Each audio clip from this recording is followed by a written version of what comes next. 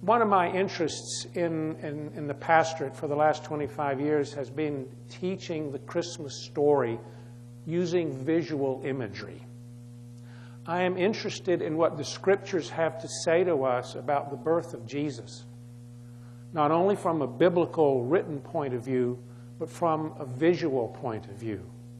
And what I'd like to do this evening is take you through some of the stories of the Scriptures of the birth story, having a dialogue with you about what those Scriptures say to you and me. And then secondly, what I'd like to do is have you look at the pictures on the screen. These are pictures that I've been collecting for a long time. I've traveled like Chick to Europe. I go every year to take pictures. It's just a hobby that I have. I've lived in Europe. I've studied there. My son is living there now. I doubt if he will ever come home. He loves it so much. Part of me is over there. I value what the church has meant to those people, the Christian church beginning in the city of Rome in the 1st and 2nd century, and I think we can learn a lot from our roots. So what I'd like to do this evening is two things. I'd like to explore the biblical story first without looking at the images, and then secondly, I'd like to project the images up on the wall and have you dialogue with me about what you see. I'm going to ask you, what do you see? I don't need an accurate answer. It doesn't have to be right. It can be what you think you see. And then we will take it from there about what it might mean. So it's a conversation. This is not a lecture. If you don't raise your hand or talk out, it will get very boring if I'm the only one talking this evening. So let's have an informal conversation about the Christmas story and art. First of all, where is the Christmas story found in the Bible? Where in the Gospels? Luke and Matthew? How about Mark? I can't find any Christmas story in Mark. Why is that? Why does Mark not have a Christmas story? Isn't the birth of Jesus one of the greatest events in human history? How can Mark leave it out? Did he get it wrong? Should he go back and rewrite the gospel? Don't think it's going to happen. Why does Mark not have it? Primarily because Mark is the first gospel written. And when Mark wrote his gospel in 70 AD, he had no stories about Jesus. Mark had one thing. That was the resurrection of Christ. He starts with the resurrection of Christ, and then he works his way backwards. And he gets back to around the year 30 AD, when Jesus is baptized. And that's the first story he has at his disposal. So he's only got 3 years of history for his gospel, and the Christmas story is nowhere near any part of that. How about John? Where's the Christmas story in John? I can't find it. There's one teeny tiny little reference in the first chapter, verse 14, but it is not at all a kind of Christmas story reference you and I would expect to find. The Word became flesh and dwelt among us. That's the Christmas story for John. So we're already 2 Gospels down. Doesn't leave us a whole lot. Matthew and Luke.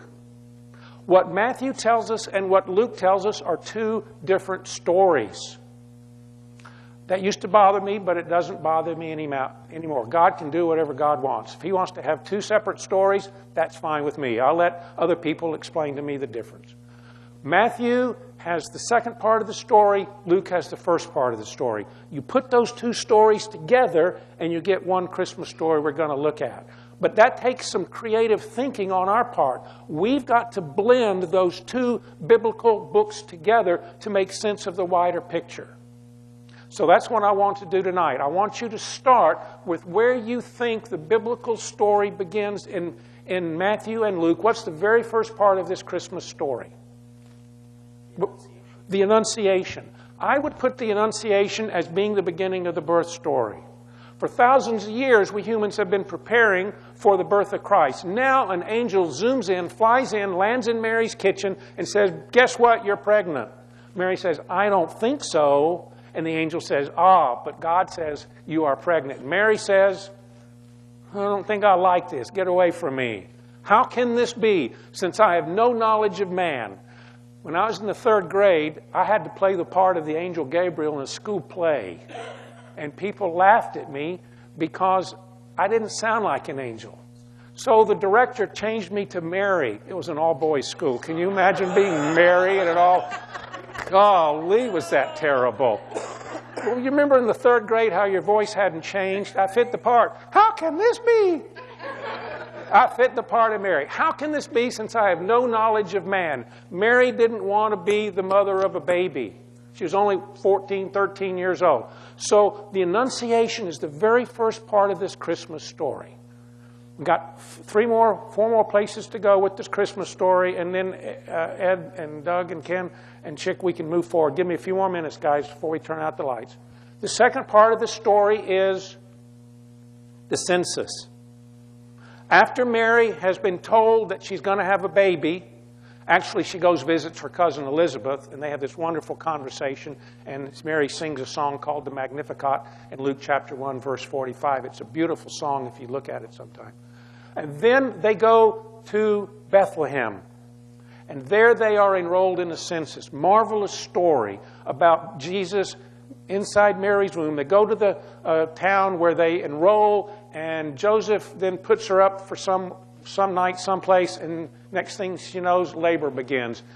Third story, the birth takes place. They lay the baby Jesus in a manger. I want to come back sometime and talk to you about where the birth story actually took place.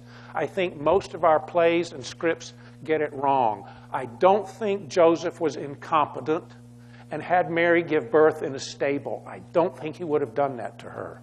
Joseph is not stupid. He's going to his hometown, Bethlehem. That's for another story, okay?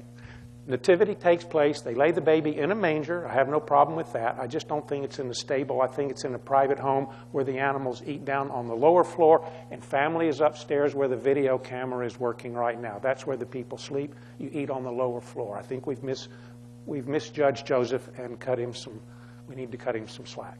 So the birth takes place. Then what happens? Who comes to visit? Shepherds. In Luke chapter 2, shepherds come. Why shepherds? Why not rich people? Why not governors and Hollywood stars?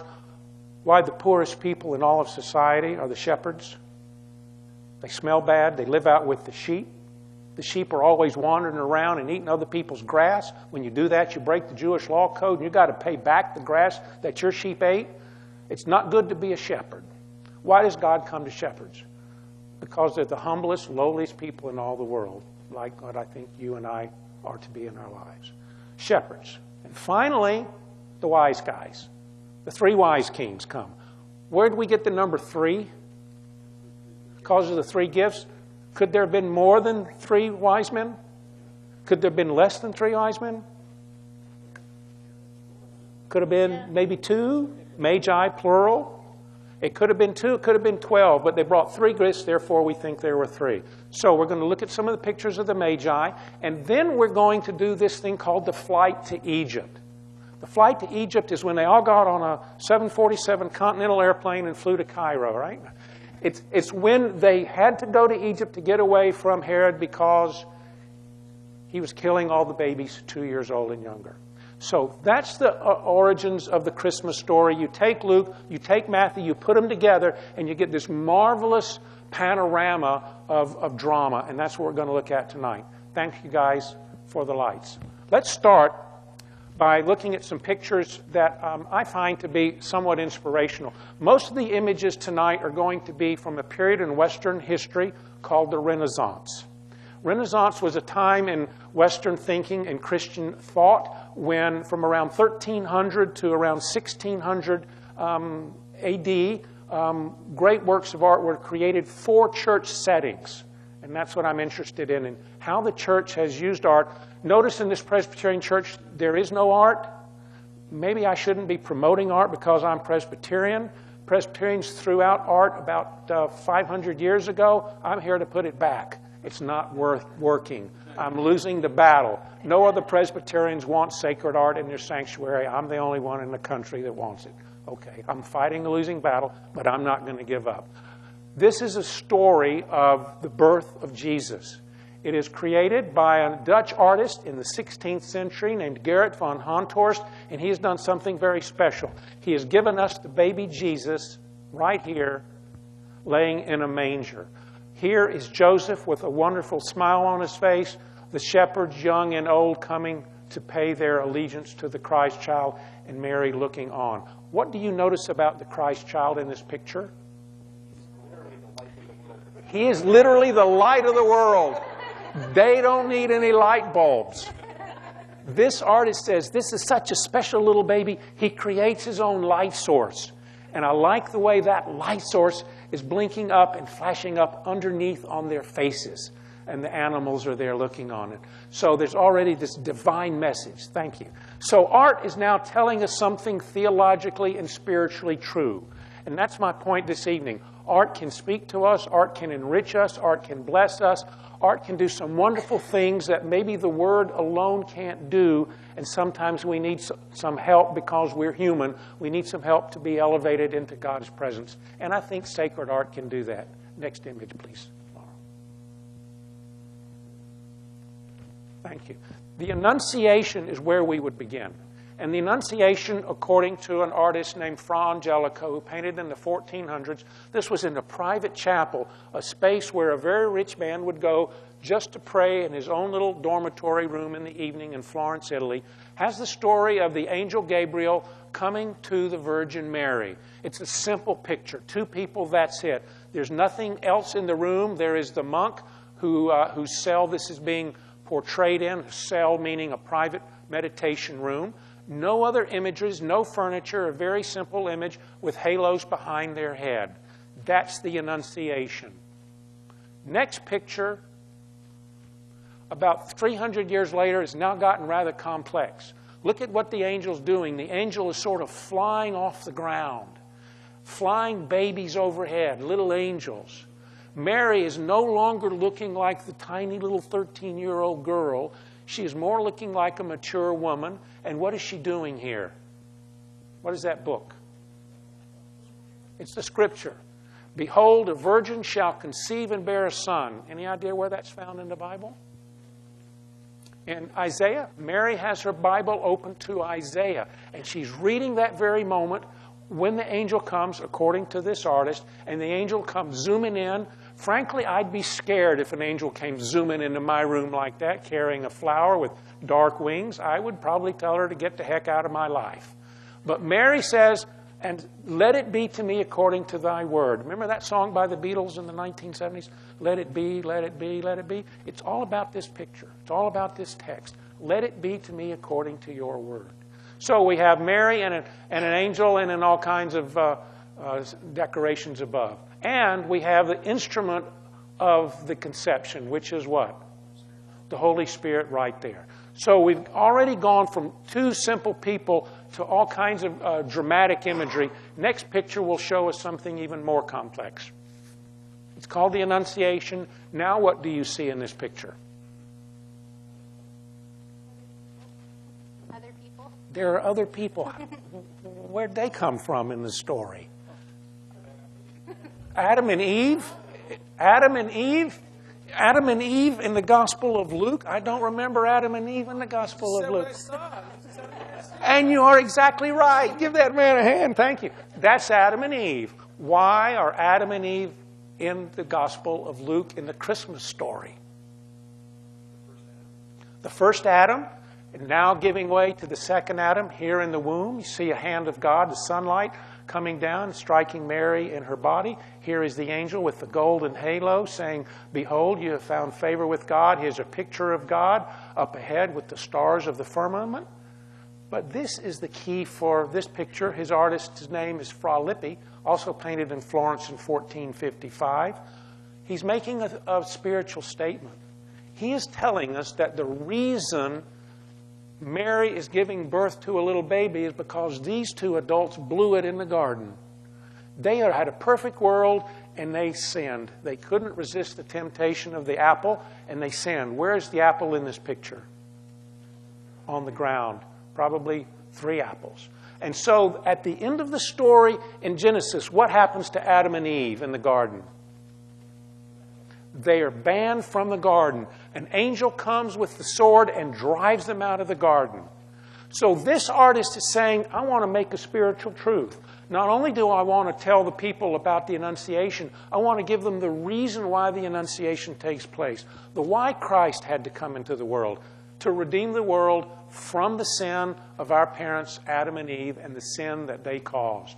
So you've got the sort of the first Adam, the second Adam, sin, redemption, all these wonderful teachings here in this little tiny picture. Any comments or questions before we move forward? You're getting a feel for, I think, how we look at pictures and how they can enrich us spiritually. Next image, please, sir. What do you see? Winter. It's winter. Yes, this is downtown St. Paul in the middle of December. I put this picture up on my wall each day just to remind me I'm no longer in Texas. Okay, here I am. This is real. What's the story in the Bible? Where is this found in the Bible? The artist's name is Peter Bruegel, painted it in 1556. It's an oil-on canvas. It's in Brussels, Belgium, if you ever want to see it. It's called the Census of Bethlehem. Joseph and Mary come into a town to register. So you would expect to find Joseph and Mary registering. Where are Joseph and Mary, and where's the registration table?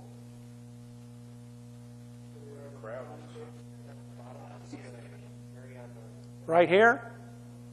Here is Mary riding the donkey. Here is the little oxen carrying the saddlebags or whatever, and Joseph is out front leading them along. Joseph has just come into Bethlehem. Wait a minute, it doesn't look like Bethlehem. That looks like a medieval village in Europe in around the 16th century. There's even, a Presbyterian church over in the corner. Wait a minute, how'd that get there? Because the artist is making a statement. He's saying, if Joseph and Mary were to come to the world today, when I'm painting this, they would come to my hometown of Brussels, Belgium. And that's what he is painting. He wants to identify with Christ so much, he places it in his time and location. Next picture will show us an up-close view of the registration table. And here are the people signing up for the census of Bethlehem. They're also eating some food and cooking some barbecued pork, I think, and some snow on the wreath. Next image, up close. Maybe I don't have another up-close image. Do we have another up-close image? There's Mary. There's Mary riding the donkey. I like the way Mary is covering her head and demurely looking at us. And all the townspeople are trying to figure out what's going on. They don't know that's the holy couple. And that's the point of the story. They're just like everybody else in this village. So Peter Bruegel has set the census in his day, in his time, as if Christ were in his hometown. Next image. Birth takes place. After they've enrolled, Joseph and Mary go to sleep, and the next thing we know, bingo, here's a baby. Perhaps the most popular subject in all of Christian art is the birth story. This is what we call nativity scene, where Mary lays the baby Jesus in a feeding trough. Again, we see the same thing that we saw with Honthorst.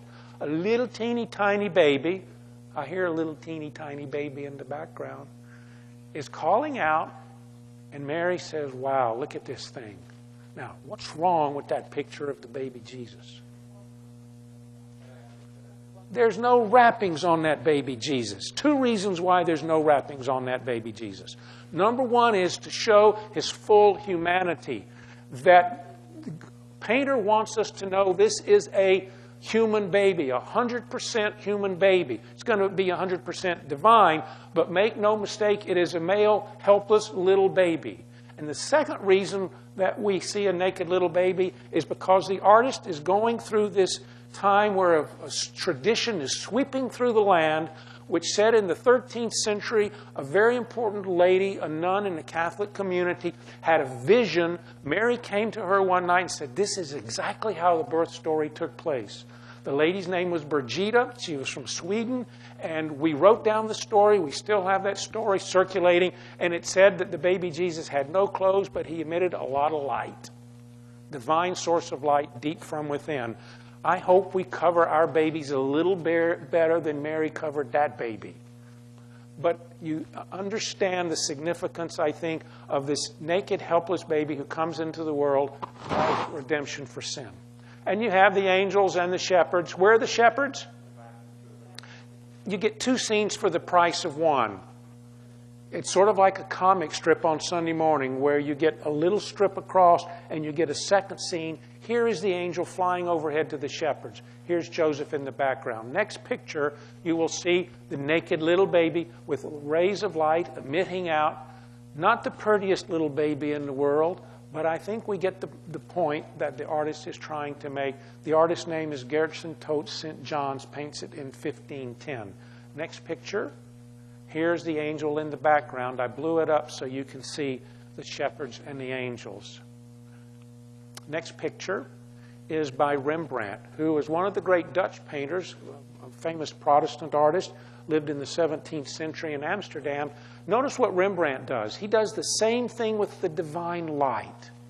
Light coming from within. There's no other source of light to illuminate that baby other than deep from within because of heaven. And you also see some human characters next to the baby Jesus. You see some shepherds, and what's this? A little boy with his dog. How much more human can you get by adding a boy with his dog? That Christ comes for all humanity, all humankind. Boys, whether they understand it or not, playing with their dogs, and poor shepherds who also come in. I like the way he has pictured this, showing the frailty in which the baby Jesus entered human life. Next picture. What do you see?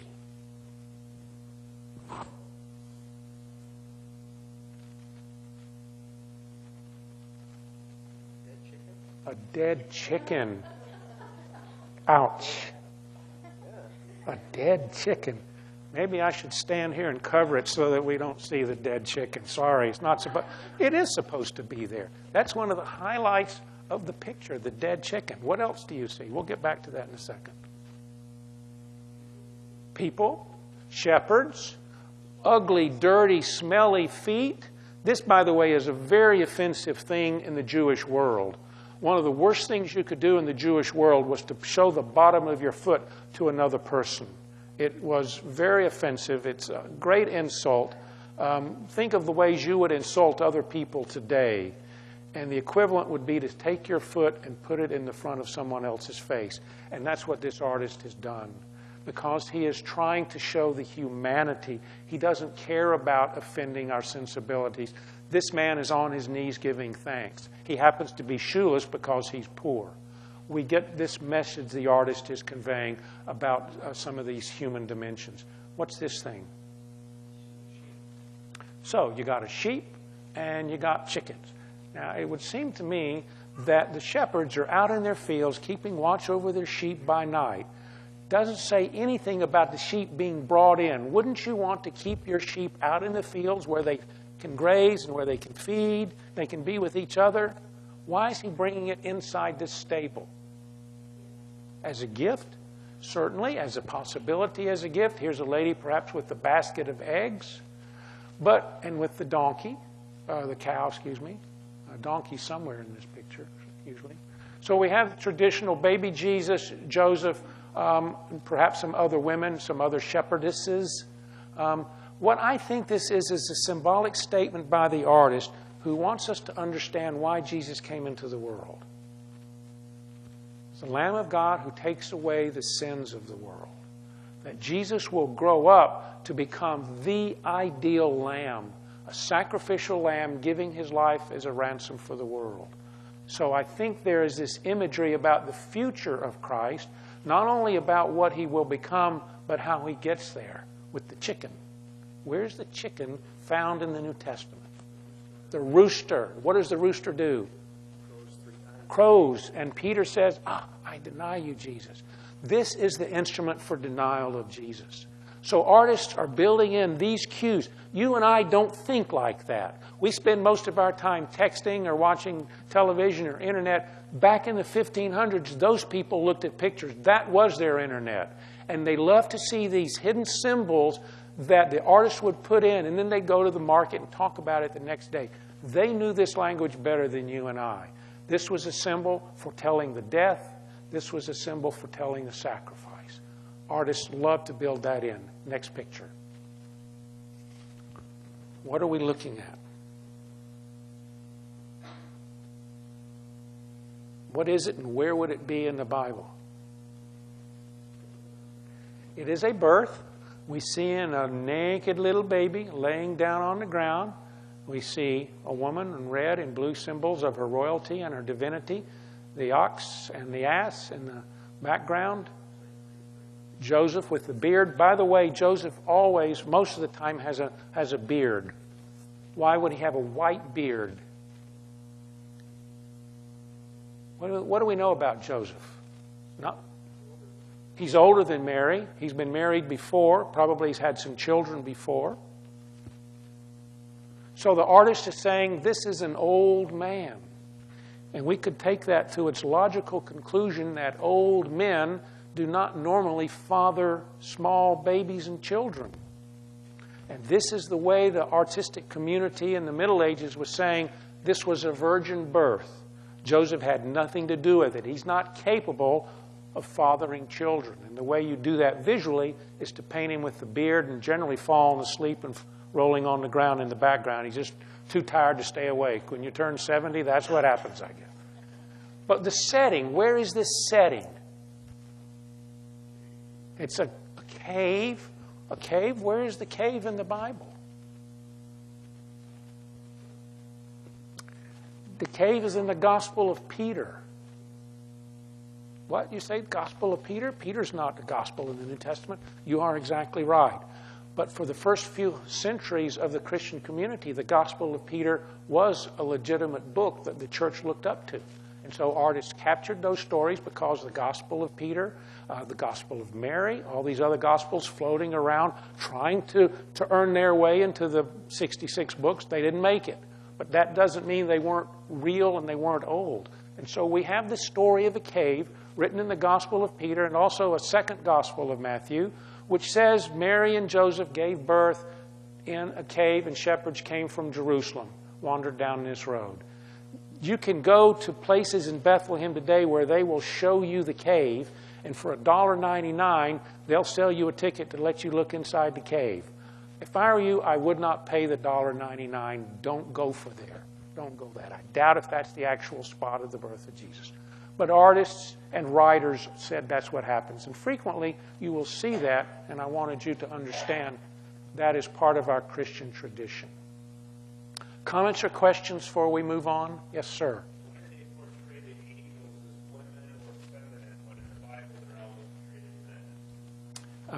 That is an excellent question. I think if you look closely at the angels, sometimes they are men angels, sometimes they are female angels, sometimes they are gender neutral. The early church didn't quite know how to make sense of angels. I'm not sure you and I know how to make sense of angels, so it was left up to the artistic imagination. But I can show you an equal number of pictures where the angels are men. Most of the time, however, they're neutral, and I think we'd call them androgynous. They have features that are both masculine and feminine, and that's generally how angels ended up being depicted in art. Very good question. Or the little flying babies. They love their flying babies in Italy, don't they? Next picture. So, they give birth. She gives birth to the baby Jesus, laying in a manger. And we're leaving out parts of the story, but I didn't think you wanted to be here till midnight, so I shortened it to just 4 basic concepts. But you're right. There are other things in the Gospel of Luke that tell us what Jesus did before the arrival of these 3 guys. Joseph and Mary take the baby Jesus up to the temple where Anna waits for them, where Simeon waits for them, and they bless the baby Jesus. Jesus is going to be circumcised on the 8th day according to the Jewish law code. They're going to have 2 turtle doves they have to present for her rite of purification. They're going to fulfill all the laws, and those are wonderful stories, but I didn't include them tonight. Next year I'll come back and put those in another round of pictures. So the 3 wise men come, or wise men bringing 3 gifts. gold, frankincense, and myrrh. We don't know where they came from. We think they come from an area of Turkey, but we're not real sure about that. We do know that in art they are depicted being three types of human beings: young, middle-aged, and old, because those are the three ages of man, according to the great Greek philosophers. That's one reason there are three. Another reason there are three is because of geography. What do you know about the geography of the world in the 1400s? How many continents are there? There's Asia, there's Africa, and there's Europe. That's all the continents that have been discovered. So common thinking in terms of the artistic code would be, let's create three people to represent all the whole world, and that will cover all our bets. Now if we did it, we have to do how many? 5, 7? How many countries are there in the world? It changes every day, doesn't it? It's a lot. So that's another reason why we have three, representing African American from Egypt, Asian, and European, as well as the three ages. Do you know their names? Anybody come across the names of the three wise men? Mo, Larry, and Curly. Let's see. You are exactly right. Thank you.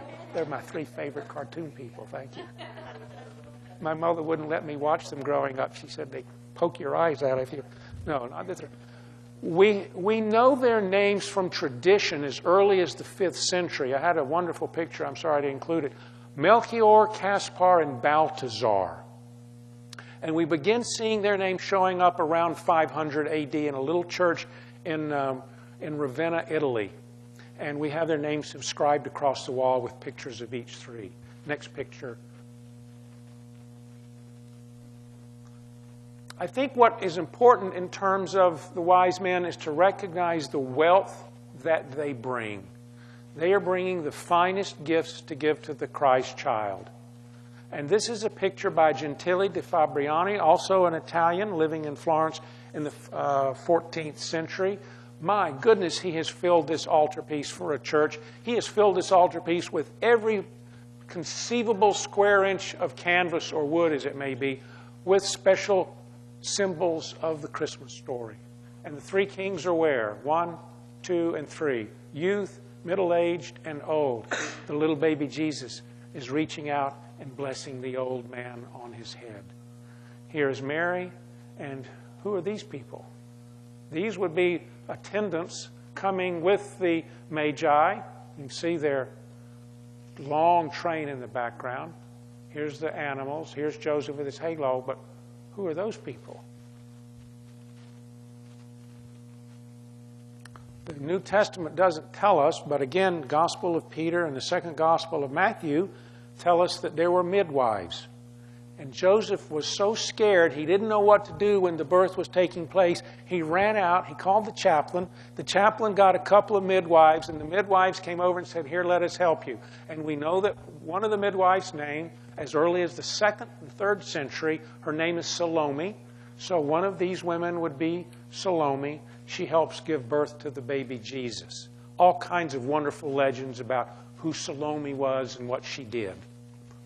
Well, for us tonight, this is simply showing us the wealth of these three kings. Next picture will show you an up-close version. This is some of the finest artwork ever created. These are actual gold halos. They are hammered out of gold foil and glued on this wooden panel. This is quite elaborate. This is quite expensive. Even if you don't like it, the materials alone make this a very valuable picture, as well as the costumes and the finely detailed embroidery on the cloaks, the coats, and also the animals, wealthy animals.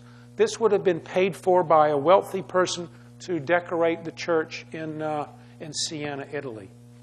Next picture is a similar picture. It's painted by a man named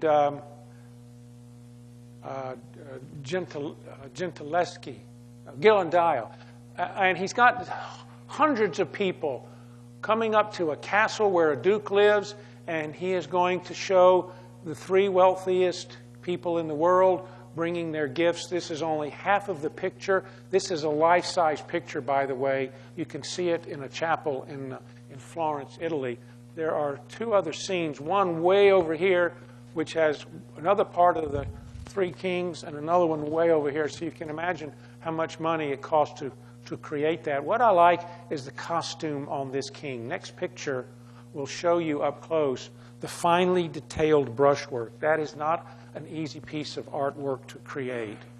The curls in the hair, the finely detailed dress, the decoration, the cheeks. This is skill. If you've ever tried to draw a human face, you realize how hard it is to capture a real human face. Not only did he do one human face, he did hundreds of them and gave them some beautiful decoration. Just wanted you to see the technical virtuosity that frequently these artists have to deal with. So the three kings come, they give their gifts, and then they leave. Why do they leave? Why don't they stay? God sent an angel, perhaps, or in a dream to warn them. Do you ever think about how God speaks to us in dreams? Do you ever discuss that in your Bible study, the dreams in the Bible, the Old Testament, New Testament? The Bible is loaded with biblical texts about dreams. I think it's fascinating. I'd love to engage with you sometime about your dreams and how God speaks to us through our dreams, which I think is one of the ways the Holy Spirit moves in our lives. Next picture. Here it is. The angel comes to the people. But this one, it's not to the kings. It's to, who's this person? Joseph. Joseph has had a long day. He's worn out. He's gone to sleep. And an angel comes to him and says, get up and take the child to Egypt. Your life's in danger. His life's in danger. Flee. I'll tell you when it's safe to come back. And that's to fill a prophecy in the Old Testament, Hosea. I like this picture of the angel. Notice the source of light. Where's the light come from? From a candle. I like the fact that it's a human, natural light. There's no mysterious, divine light. It's a very short light, and the artist has hidden it behind the cuff and elbow of this angel. It grabs my attention. It asks me to think about that. Angel speaking to Joseph. This man's name is George Delatour. He's a French artist in the 1600s. So Joseph hears the warning, and what does he do? He goes. He takes Mary and the baby Jesus, and they flee. Next picture. Actually, I have a question on that picture. The hand, the other, what is that? I mean, it's not in proportion.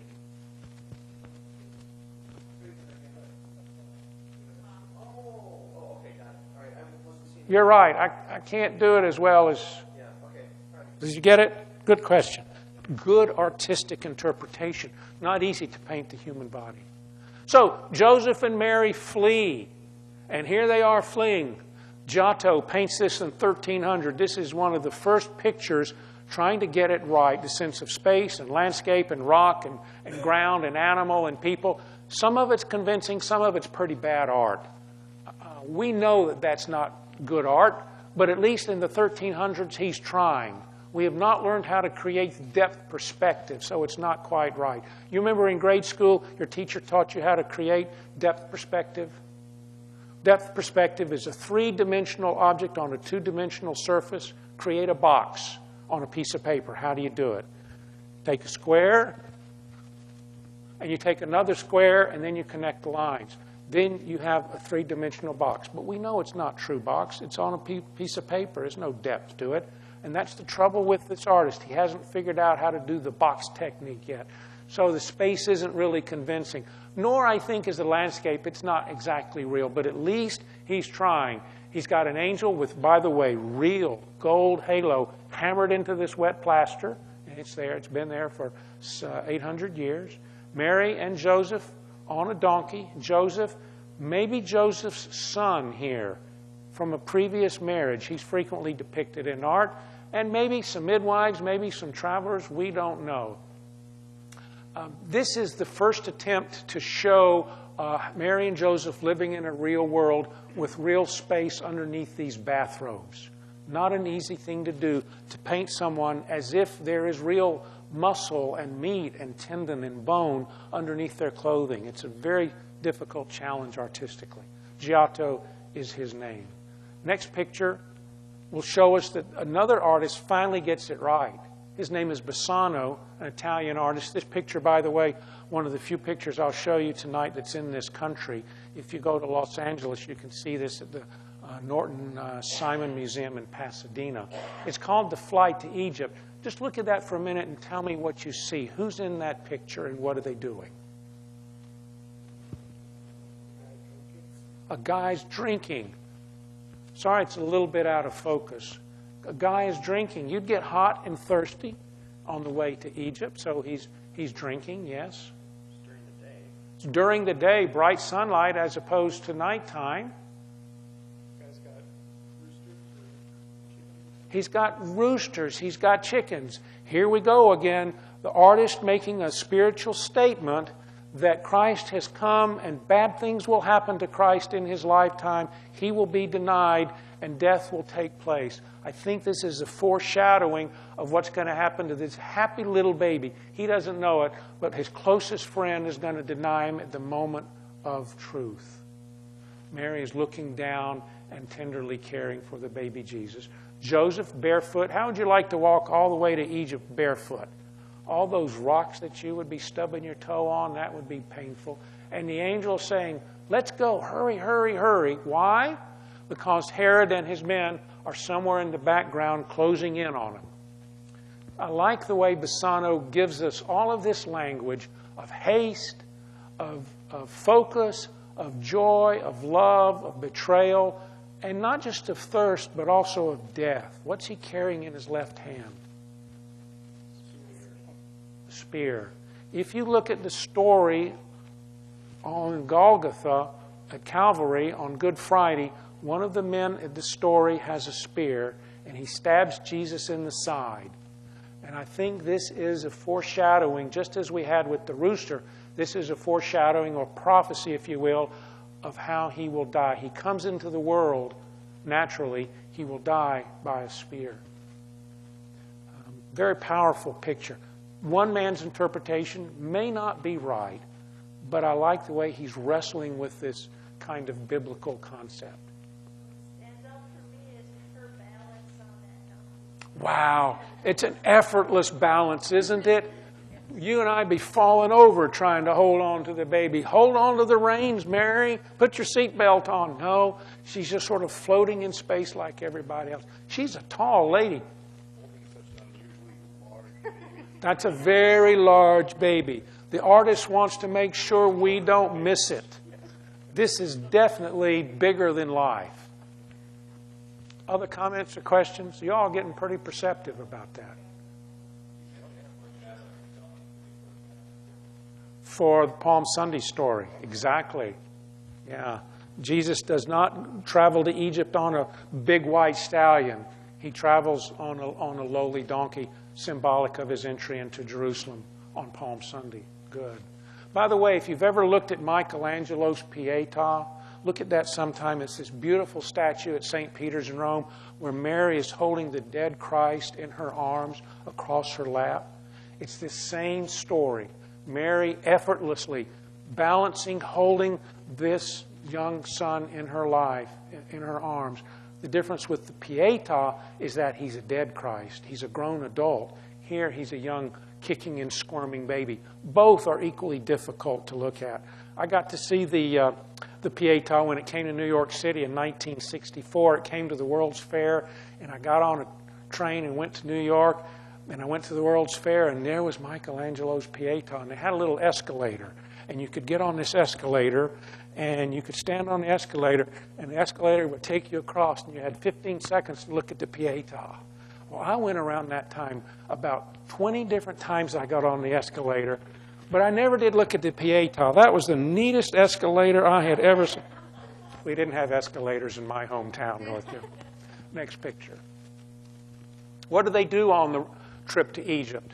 Well, they obviously have to stop and rest. For the Motel 6 or the Holiday Inn, it's a long journey. The artists don't how should I put this? We don't have a lot of details. It's up to our imagination what they did along the journey. But we think they would have stopped. And so as they are stopping, the artist says, let me capture this scene. I see more images of the rest on the flight to Egypt than I do of any other part of the story to Egypt. For some reason, it gives us a wonderful opportunity to contemplate the spiritual meaning of the baby Jesus. Where is that spiritual meaning in this picture?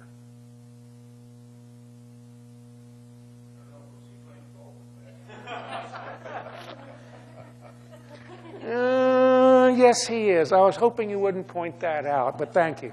Yes, he's got this beautiful club in the background, whacking away. He's got a 9-iron. He's shooting. He does have a stick. We'll get to that in just a minute. It looks like he could be the vine. He's holding grapes. Yes, that's exactly the point of this picture. That's exactly the point. Mary, again, this beautifully framed Mary, holding the Christ child in her lap, pretty big little infant now, and you have the donkey waiting patiently, and you have Joseph, he's getting some food. He's knocking some nuts from the tree onto the ground so he can have something to eat. They stopped at Hardee's or McDonald's, and they got their all-American meal to go, and there it is. But it's this part right here, the dead center of the picture. Dead center of the picture, which, by the way, is at the National Gallery of Art in Washington if you ever want to go there. The artist's name is Gerard David. He painted in the 1600s. Mary is wearing her blue, representing heaven, and holding the baby Jesus. Next picture will show us that he's eating his lunch. And the lunch consists of grapes. Wait a minute. I didn't get grapes when I was 1 year old. I don't think our little baby in the background, in the back of the sanctuary tonight, is getting grapes. I hope that's not solid grapes that you're giving him. We don't feed our babies grapes. You choke on the seeds. Babies don't have teeth. They'll suffocate. Why is Mary giving the baby Jesus something that would potentially kill him? Is she a stupid mother? Should we call Child Protective Services? Get Mary. She has no idea what she's doing. The artist is making a spiritual statement. And that is that Christ has come into the world for one purpose, to give his life as a ransom for the sins of people. And the way he does that is by giving his body and his blood on the cross. You and I call that the sacrament of the Lord's Supper. And this is the institution of the Lord's Supper. Jesus took grape, he took the cup, he gave it to his disciples, and he said, this cup is poured out for you for the forgiveness of sins. Drink all of you of it. This is the beginning of the Lord's Supper right here. His death being visualized as a sacrifice for you and for me. I also like the way the artist, David, has painted this thin little robe. Beautiful thing. You know how hard it is to paint invisible gossamer over human skin? Not an easy artistic talent, but the baby Jesus is depicted that way with David. Very tender baby. I like the way the hands are grabbing the grapes. This is a precocious child already at the age of 1. Is there any reason you showed it to be invisible? I don't think there's... it could be to show his masculinity, but I think it's more of an artistic talent to say, hey, I'm a starving artist. I don't get too many chances to show off my skills. Let me show that I can paint this, and maybe somebody else will hire me for a job next week. I think he's putting his business card out for the world to see. Next picture will show the man with the golf club. There he is, got his 9-iron, striking the tree, nuts on the ground. Joseph, make yourself useful, go get some dinner. I like the cathedrals and churches or buildings in the background. I doubt if they looked like that in the first century. In fact, they did not look like that in the first century. But the artist is saying, hey, he came to my hometown where I live in France, and this is how we live our lives. Next picture. Tell me what you see. They have reached Egypt. They have collapsed. Joseph is one tired little fellow right here. He's got a wisp of a fire curling up with the smoke. The donkey gone to sleep. There's the saddle. We have 3 or 4 sources of light on this rest on the flight to Egypt. Name one of the sources of light. Jesus, a divine light glowing from within. A second light somewhere over here, divine light, maybe the moon coming in and illuminating the picture. And a third source of light, the stars in the background. So he's showing his skill, and the brightest light of all, intensity-wise, is the Christ child from this image. What's this image called that we're looking at? Anybody been to see the Sphinx? What'd you think of it? Oh, it's a little bigger than that, isn't it? He didn't quite get this right. The man who painted this was a British artist named Luke Oliver Merson. This is at the museum in Boston, the Museum of Fine Arts. And I kept looking at that, and then I'd look at the real Sphinx, and I'd say, wow, he is nowhere near accurate getting that thing right. Not sure what happened. Probably because he never went there, and in the 1800s, photography hadn't been invented, so he'd never seen it before. He did the best that he could. So I like the way that you have this dead or dying Sphinx being covered by the sands of time, and the new life being born deep within. Next picture. I like this up-close version. Someone sent me this as a postcard last year at Christmas, and I said to them, could you let me see it up close? So they got it for me, and we scanned it, and it's a lovely image. I think it's better when you have the full scope off to the right. But that's just my personal interpretation. Next picture.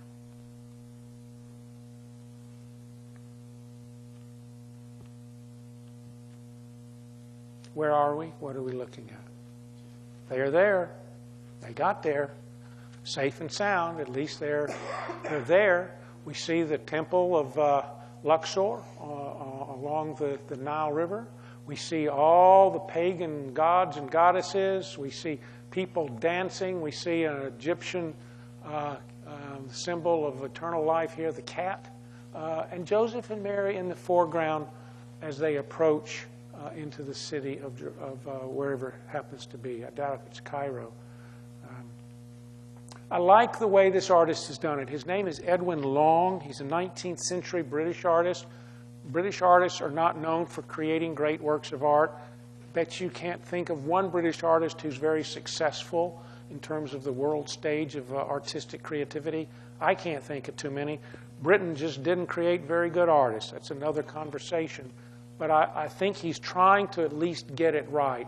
There's a wonderful legend, by the way, that says when Joseph and Mary got to Egypt, they passed by all the pagan temples, and guess what happened? They fell down and broke into pieces. That whenever Jesus passed by a pagan temple, an idol, the idols were destroyed.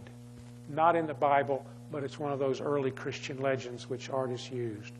So we have these stories from Annunciation to Census to Nativity to shepherds to wise men to flight and then to the arrival in Egypt. And there you have in 45 or 50 minutes is a summary of Matthew and Luke. I want to conclude with this one picture. Oh, sorry, we forgot the massacre of the innocents. I'm going to keep this short because it's pretty graphic and it's not for small children. It's one of those stories which is hard for us to reconcile. That King Herod ordered the death of all infant boys 2 years old and under in Matthew. And so one artist, his name is Kadazi, paints this scene as if it's happening in downtown Jerusalem. And here are the parents screaming and soldiers slaying babies. It's not a pretty picture. There are other more graphic pictures perhaps I could show you, but they're a little hard to look at. But it's part of the story, and I don't think we can deny that. Next picture. And so we return to Joseph and Mary's hometown. Joseph looks like a 70-year-old man. And yes, he does. Baby Jesus, Mary with her halo, Joseph blowing on the fire, trying to keep the fire. It's hot and it's cold outside. Keep that hot fire going. Possibly this is also the Annunciation to the shepherds. It depends how you want to read this story. I'd like to think it's one of those domestic scenes where Joseph and Mary now settle down to raise the baby Jesus. And what town does that take place in? Nazareth. So they're born in Bethlehem, go to Egypt, and come back to Nazareth. It's a roundabout way of telling the story. Artists have creative imaginations. Sometimes they follow the Bible literally. Sometimes they follow it poorly. But I think at least it stirs our imagination. It gets us thinking, asking us what might it have been like, and gives us the opportunity to contemplate some of those spiritual truths for our lives. Comments or questions before we end? You all have been a nice audience. I appreciate your letting me come tonight, and thank you for your time.